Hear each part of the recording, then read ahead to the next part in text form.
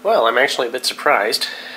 You would all know by now, I've been following the controversy around the movie Young People Fucking quite closely for a little while, and with a certain amount of sarcasm. This was helped by the fact that a while ago I was able to find it on YouTube and started watching it, but then I got pulled. I saw enough of it to have a general idea of what it was like, so between that and reading some additional reviews, I a little while ago posted another review for that on that basis. And personally, I thought it was a little overrated as far as the film was concerned. Well, I finally saw it in full a few days ago. It turns out it just now came out on DVD.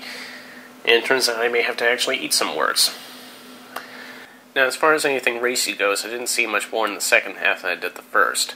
That being said, I'll say that chalking up the nudity to just a couple of boobs and butts was oversimplifying it. There was actually quite a bit of nudity as the movie went on. I'm not terribly bothered by that, but since it could throw some people, I should point that out. Also, while the action still isn't super explicit, the staging does get a little more revealing than I indicated the first time around. I honestly apologize for that. What this comes down to is the really loaded question surrounding the movie. Is it porn? Well, in the hardcore sense, definitely not. As I've said before, there are much more deserving candidates than this in the indie film category. But by definition, you can make a decent argument for it being a kind of softcore. I'll get into more detail there later. That being said, to say that this movie contributes to the so-called moral decay of society is really stretching it. This movie is definitely not marketed to kids, and to be honest, it's so obscure outside of cultural circles that I wouldn't be surprised if most people haven't even heard of it. For that matter, it's not the sort of movie that places like Blockbuster just put out in front for everyone to see. In fact, for a while I was convinced that they didn't actually carry it, and there was some misprint in the new releases. It was actually buried in a pretty weird place. In other words, if parents actually do their jobs and keep their kids away from this stuff, both by talking about it with them and by actually blocking it from them where necessary, the kids would be fine.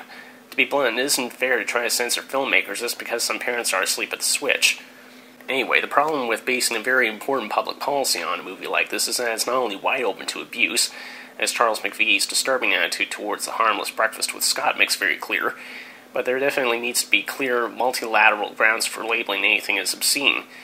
Now, I very rarely agree with the Family Action Coalition on anything, but as I've said before, young people fucking may indeed qualify as a kind of mild pornography.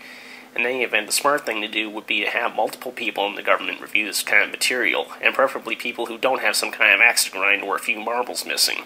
I can't emphasize that last part enough, not only because of the aforementioned Mr. McVie, but I can honestly remember a Christian group in the US that thought Attack of the Clones was sexually explicit because Natalie Portman wore a shoulderless dress in a couple of scenes. I'm completely serious.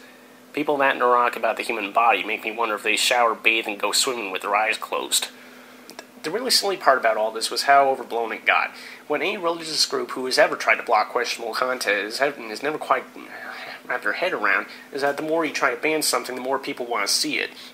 In other words, McVie gave this movie all the free publicity it ever needed, but especially by refusing to see the thing in full and by flat out lying about whether or not it had an orgy in it.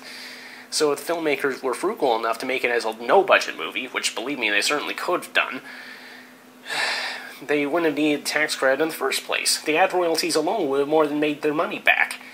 But I digress. The point is, censorship is a really dangerous thing for the government to get into, and if it ever does, it better make damn sure that it knows what it's talking about. Enough said.